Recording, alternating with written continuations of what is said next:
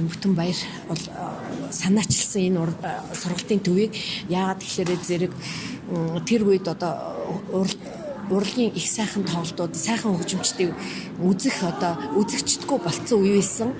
Тэр үед бол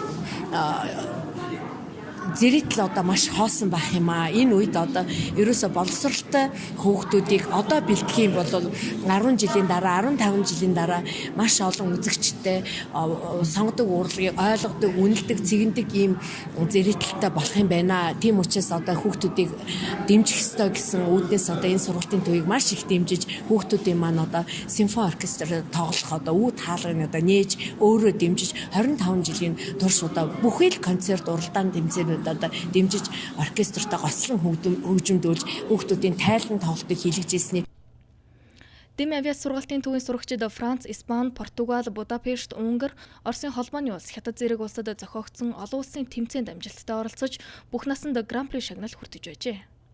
За би төлрөөрөөр одоо 10 гаруй жил хичээлж байна. Бүр анх 6 наснаас хичээлж байсан.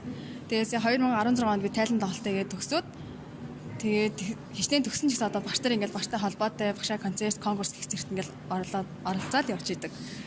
За тэгээд төлрөөр сурахын хамгийн том давуу тал гэх юм бол хүн амьд төвчээртэй болдог, сууд сурдаг.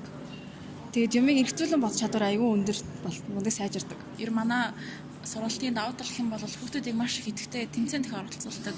Ингээд аль бол тайз нэр гарах одоо жишээлбэл сая өнөөдөр Улсын филармони хамтлагийн симфони арил хөгжимтэй оркестр тоглож байгаа гэж бас маш их том хүүхдүүд завшаан олдож байгаа гэж бодож байна. Хүн ер нь төлрөөр сурснараа сууд сурдаг, төвчээртэй болдог. Энэ нь болохоор одоо хичээлийн амжилтанд ч юм уу илүү сайнаар нөлөөлж өгдөг. Дээрээс нь төгөлдрөөр хөгжим нь өөрөө болохоор баруун, хөл, гар, тарих бүх ингээд мэдрэхүүн хэрэгтнүүд бүгд ингээд зэрэг ажиллаж идэг учраас хүний оюун ухааныг илүү их тэлж өгдөг юм уу гэж санагддаг. Тэгэхээр одоо багасаа эхлээд одоо 30-40 хуудас одоо тэр олон нотыг сэжлэхийн тулд бас ингээд маш их сууд сурсан. Тэгээд бас ой санамж аягүй одоо сайжирт юм уу гэж бас бодож байгаа. Тэгээд бас одоо манай сургуулийн төвийн бас давуу тал нь гэх юм бол олон гадаадын тэмцээнүүдэд маш их одоо оролцдог байгаа. Тэгээд тэрнээсээ ч мөн одоо эхний байруудыг бүх хүүхдүүд одоо орсон бүх хүүхдүүд дандаа эхний байруудыг авдаг.